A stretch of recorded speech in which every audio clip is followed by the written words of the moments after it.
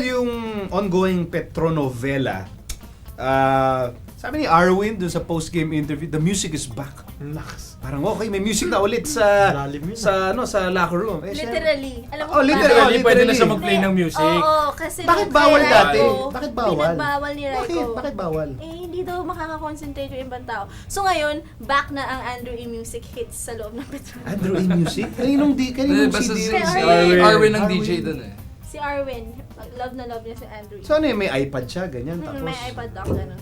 saan niya download yung Android? So literally, the music is back. No, kaya, ako, feel ko siya, may philosophical ano din yan. Dahil, para bang, I think he also said na happy na sila Mas ulit. happy sila. O, mas happy na, gusto ko happy ka. Parang ganun, di ba? Anong meaning nun? Why are they happy again? Yung dating, just talking to these guys, parang they're enjoying the game again.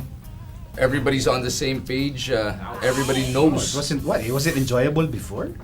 Siguro, Hindi, talo sila eh. Okay. no, natatalo eh. Sabi sa akin ng isang assistant coach. Assistant coach ba talaga yan? Totoo assistant. Huwag niyo idama yung mga hindi dinadama. Anong Hindi, sabi sa'yo? ng Anong assistant sabi coach sa'yo? Kasi nanonood siya yung commentator na susunod na D-League eh. Nanonood ako ng D-League, di ba? Oh. Tapos sabi ko, balita ko, ang ganda daw ng practice niyo yesterday kanina. Sabi niya, ay nako, talagang parang kala mo ang tagal na namin magkakasama. Ganon ang pagsabi. So ganun ka-fluid now yung team. Teka, Hirap sinasabi. hulaan, sampo yung assistant So coach matagal ng na kayong Petron. magkasama? Hindi. Sila. Sila. Sa pato eh.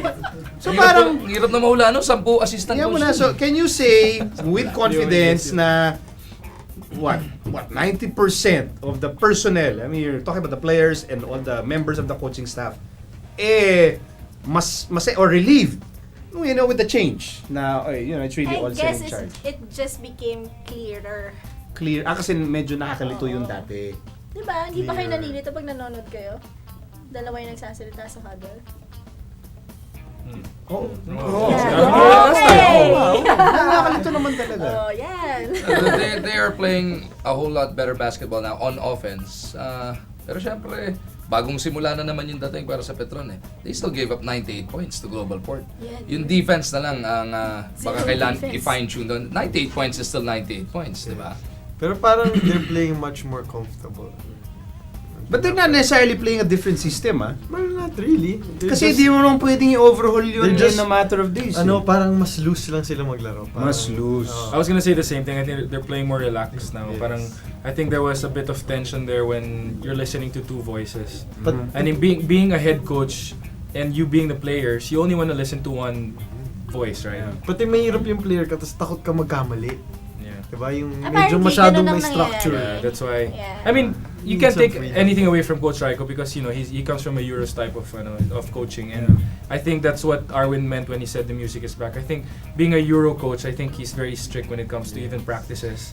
1-minute breaks ang talaga pwede. Usually pag mga Philippine coaches, they'll give you 3 minutes, tapos pag pumito ka, jogging pa, lakad. I think with him, pag pumito, talagang takbo lahat, ganon. And then, he's super strict. Right. And I think there was Military that- style, Oh, military parang style. Yeah, but aren't coaches, don't they have the right to be strict? I mean, that's why they're But coaches. it's fine. No, That's fine, but- I get what you're saying, but that's parang American style. Ito talaga European, Serbian style. So Okay can you nga. just Eh, kaya nga, imagine? Hindi lang sila used to being like that, and at the same Yeah. time, you having your head coach on paper as Olsen, you're stuck in between. Like, am I gonna follow this? Am I gonna follow that? What type of practice are we doing, or during huddles or whatever? Alam mo yun, that's So, nakakalito din for what the is it? players. Was it a compatibility thing? Para bang talagang It seemed like it if you see hindi lang sila them now. bagay, ganon? If you see them now, it seemed Feeling like ko it. kasi okay lang maging ganun yung coach. Kung gusto ng coach maging hardline, okay lang. But I think kini-question siguro ng mga players doon is, ikaw ba talaga yung head coach? Kung siguro clear na sa kanila, Ikaw talaga head coach. Oh, sige, susunod kami sa iyo. Kung ganito yung gusto mong patakbo. But the head coach is supposedly different. So parang ano ba?